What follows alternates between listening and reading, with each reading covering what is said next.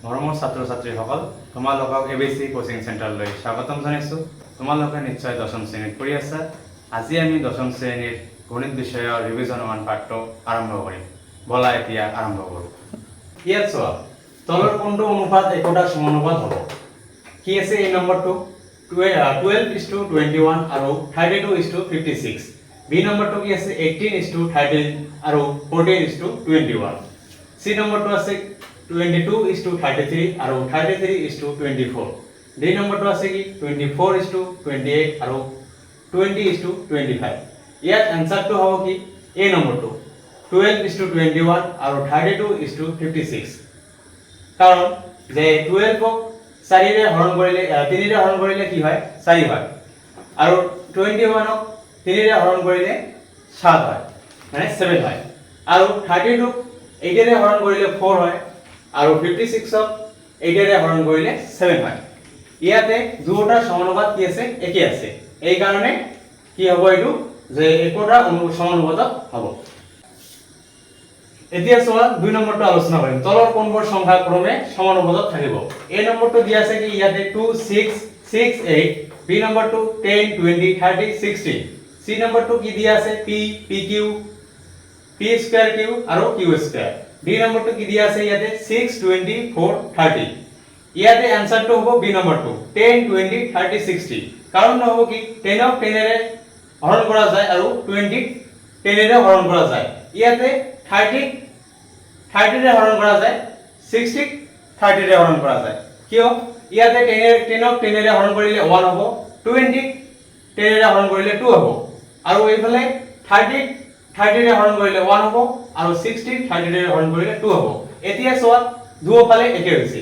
এতিয়া চোৱা যে বাকিবিলাক কি হৈ নহল? আপোনালোকৰ মানে মাজত এটা প্ৰশ্ন আহিব পাৰে যে বাকিবিলাক কিয় নহল? এইটোৱে হ'ল কিয়? আৰু বাকিবিলাক কিয় নহল? বাকিবিলাক কি দোষ কৰি আছে ইয়াতে যে বাকিবিলাক কিয় নহল? চোৱা বাকিবিলাক কিয় নহল এইটো এটা কাৰণ আছে। কি কাৰণ এইটো যে এই নম্বৰটো চোৱা কি দি আছে 2:6 আৰু ইয়াতে কি আছে 6:8। এইটো হয় 2 কিহেৰে যায় 2 আৰু ইয়াত 6ক কিহেৰে যায় 2:3 2:3 আৰু 6ক 2:3 আৰু এইটো কি যায় 2:4। চোৱা ইয়াতে 4 ৰে যায়, ইয়াতে 3 ৰে যায়, ইয়াতে 1 ৰে যায়। তেনেহলে কি হ'ব? একে একে হ'ব নেকি? ইয়াতে 2 2 মানে কি হ'ল ইয়াতে 1:3 আৰু ইয়াতে কি হ'ল 2 2 মানে কি একে আছে। এই কাৰণে এইটো নিলিখিম 2 2 কি লিখিম 3:4। একে নহল। ইয়াতে কি আছে 1:3 আৰু ইয়াতে আছে 3:4। এই কাৰণে একে নহল। তাৰ পিছত 3 নম্বৰটো চোৱা কি আছে p pq p square q আৰু q স্কয়ার। এইটো কি হ'ব p pq একে নেকি? ইয়াত আছে p ইয়াত আছে pq আৰু এইটো চোৱা কি আছে p স্কয়াৰ q আৰু ইয়াতে আছে কি q স্কয়াৰ। এনে একে নহয়, এই কাৰণে এইটো নহব। বাকি এইটো এনেকুৱা কি আছে ইয়াতে 6 20 আৰু 4 30। 6ক কিহেৰে যায় 3 ৰে যায়, 20ক 3 ৰে নাযায়। 4ক কিহেৰে যায় চোৱা সাপোজ কি হ'ল 4ক 4 ৰে যায় কিন্তু 30ক 4 ৰে নাযায়। ইয়াতে এনেকুৱা 6ক 6 ৰে যায় মানে 1 ৰে যায় কিন্তু 20ক 6 ৰে নাযায়। এই কাৰণে এইটো নহব। 3 নম্বৰটো কি আছে খালি ঠাই পূৰণ। কি আছে ভিক্টর কালি দিয়া আছে কি a ইকুয়াল টু কি দিয়া আছে পাই r স্কয়ার। কি দিয়া আছে ইয়াতে পাই r স্কয়ার। যদি a বাড়ে তেন্তে r কি হবে? যদি a বাড়ে তেন্তে r কি হবে? a কি দিয়া আছে ইয়াতে a ইকুয়াল টু পাই r স্কয়ার। তেনেহলে a বাড়িলে কি হবে?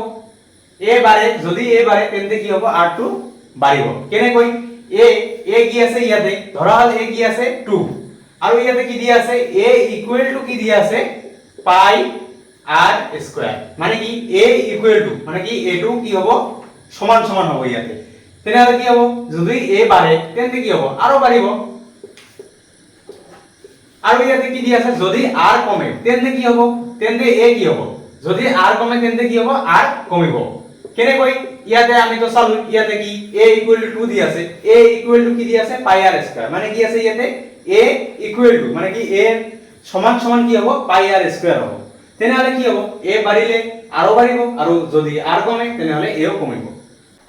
এতিয়া চোৱা ইয়াতে কি আছে 3 2 নম্বৰটো কি আছে এখন গাড়ীৰ ভ্ৰমণৰ সময় t আৰু দূৰত্ব d সম্বন্ধটো তলৰ তালিকাত দিয়া ধৰণৰ মানে কি আছে এখন গাড়ীৰ ভ্ৰমণৰ সময়টো কি দিয়া আছে t দিয়া আছে t ৰে বুজোৱা হৈছে আৰু দূৰত্বটো কি ৰে বুজোৱা হৈছে d ৰে বুজোৱা হৈছে তেনেহলে সম্বন্ধটো তলৰ তালিকাত দিয়া ধৰণৰ সম্বন্ধ যিটো আছে এটো কি আছে তলত দিয়া ধৰণৰ কি আছে ইয়াতে t কি আছে 1 আৰু d টো কি আছে 4 মানে কি আছে 4 কিলোমিটাৰ হৈছে আৰু t টো কি আছে 2 আৰু d টো কি আছে 8 ইয়াতে তেনেকৈ কি আছে 3 আছে t আৰু d আছে 12 তাৰ পিছত t আছে 4 আৰু d আছে 16 তাৰ পিছত কি আছে 5 আছে 12 t আৰু d আছে 20 তেনেহলে ইয়াতে কি আছে মানে টাইমত আছে কি 6 আৰু d আছে কি ওয়াট মানে এইটো উলিয়াব লাগিব আমাক আৰু ইয়াতে কি আছে d দিয়ে আছে মানে দূৰত্ব দিয়ে আছে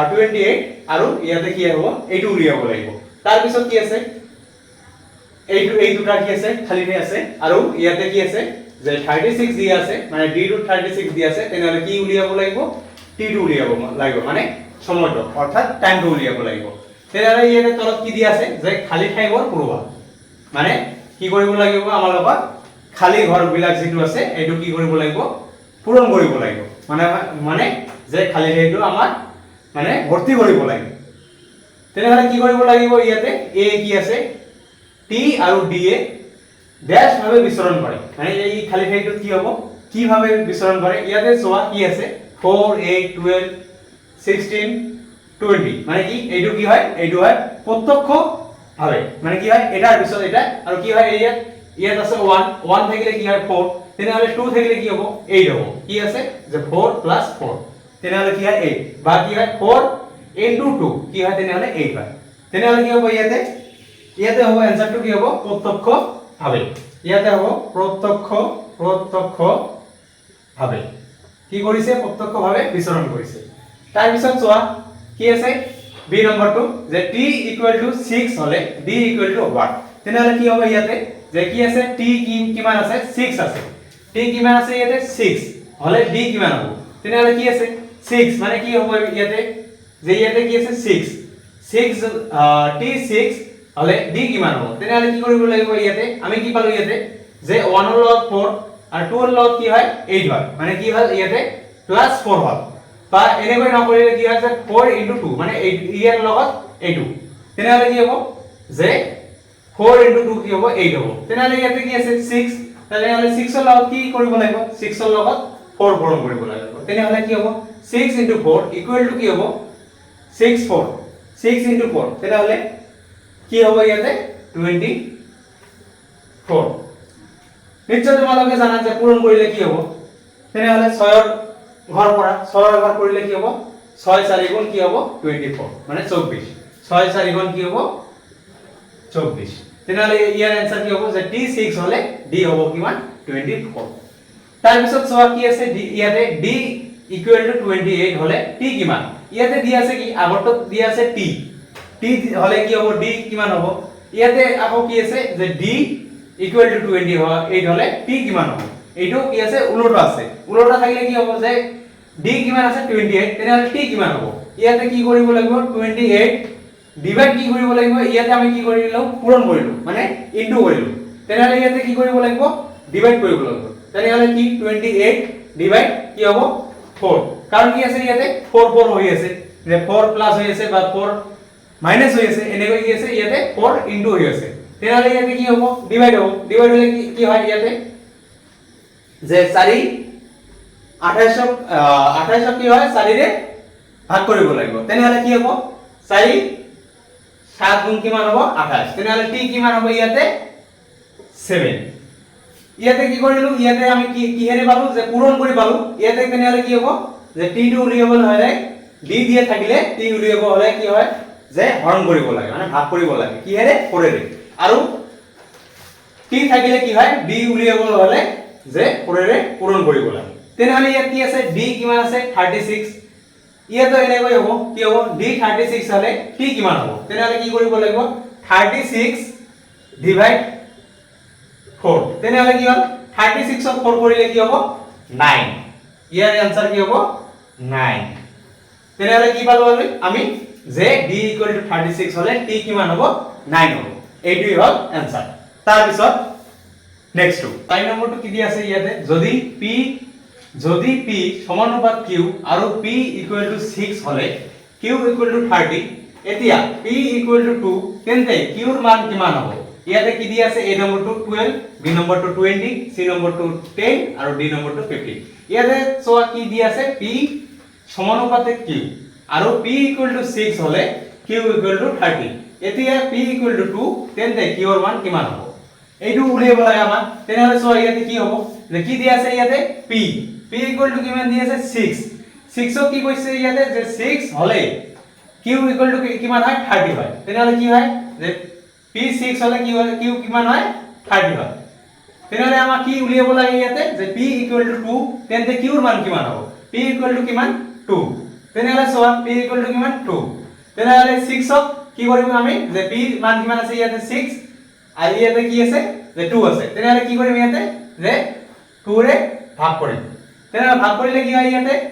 2 6 ক কেইবাৰ যায় 3 বাৰ যায় তেনেহলে p কিমান পালো আমি p টো কিমান পালো আমি 3 হয় নে নহয় এইটো তেনেহলে আমি কি কৰিম ইয়াতে যে আমাৰ কি উলিয়াব লাগে ইয়াতে চোৱা আৰু এটা চোৱা ইয়াতে কি কৰিব লাগে যে 6 কি উলিয়াব লাগে 2 তেনেহলে কি কৰিব লাগিব ইয়াত 6 ক 3 ৰে ডিভাইড কৰিব লাগিব 3 ৰে ডিভাইড কৰিলে কি হ'ব ইয়াতে যে 6 কেইবাৰ যায় 3 ৰে কৰিলে 2 বাৰ যায় তেনেহলে কি p কিমান পালো 2 পালো আৰু চোৱা তেনেহলে ইয়াতে কি কৰিলো আমি 3 ৰে হৰণ কৰিলো মানে ডিভাইড কৰিলো তেনেহলে 30 কি কৰিব লাগিব 30 ক 3 ৰে ডিভাইড কৰিব লাগিব 30 ক কি কৰিব লাগিব যে 30 ক 3 ৰে ডিভাইড কৰিব লাগিব তাহলে 3 ৰে ডিভাইড কৰিলে কি হ'ব 30 3 ৰে ডিভাইড কৰিলে কি হয় যে 3 10 গুণ কিমান হয় 30 তেনেহলে কি পালো ইয়াতে 10 অর্থাৎ তেনেহলে ইয়াত কি দিয়া আছে যে a নম্বৰটো কি দিয়া আছে 12 b নম্বৰটো 20 c নম্বৰটো 10 আৰু d নম্বৰটো 15 তেনেহলে ইয়াত কি দিয়া আছে p = 2 p = কিমান পালো 2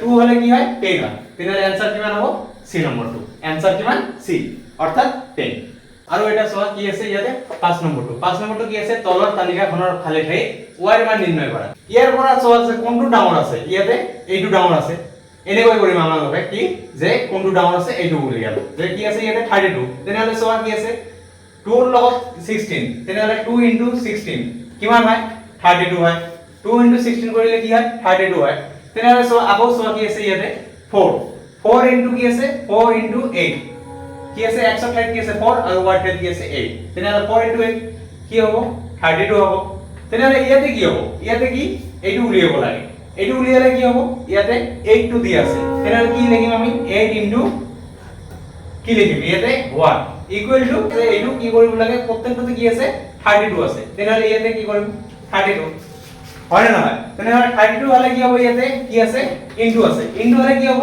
যে 32 ইনটু আছে ইনটু কি এইফালে আনিলে কি হ'ব যে এইটো এইফালে আনিলে কি হ'ব ডিভাইড হ'ব তেনেহলে কি হ'ব 32 ডিভাইড কি হ'ব 8 ৰে ডিভাইড হ'ব তেনেহলে কি হয় 32 8 ৰে ডিভাইড কৰিলে কি হয় আমাৰ 4 হয় তেনেহলে आंसर কোনটো হ'ব c নম্বৰটো অপচন c অৰ্থাৎ 4 আৰু 1 2 মানে ৰিভিজন 1 2 ইয়াতে সমাপ্ত মাৰিলো আৰু তোমালোকে কিবা যদি ডাউট থাকে তেনেহলে কমেন্ট বক্সত জনাবা আৰু ক্লাছটোত কিবা যদি বুজি পাইছে তেনেহলে লাইক কৰিবা আৰু মানে আমাৰ লগত সাপোৰ্ট কৰিবৰ কাৰণে চেনেলটো সাবস্ক্ৰাইব কৰিবা ধন্যবাদ